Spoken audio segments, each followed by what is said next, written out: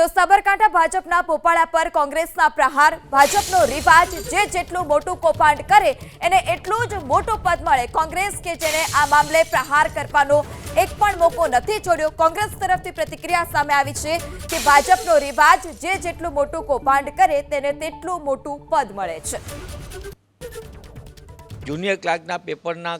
કૌભાંડમાં જેની સામે સીધો ભાજપ સરકારની જ પોલીસ છે, જેની સામે વ્યાપક ઉહાપોહ થતો, 10 લાખ જેટલા યુવાન યુવતીઓ એની માટે પરીક્ષા માટે રાત દિવસ મહેનત કરવી અને એનું એ લીક કૌભાંડનો આરોપીને ભાજપ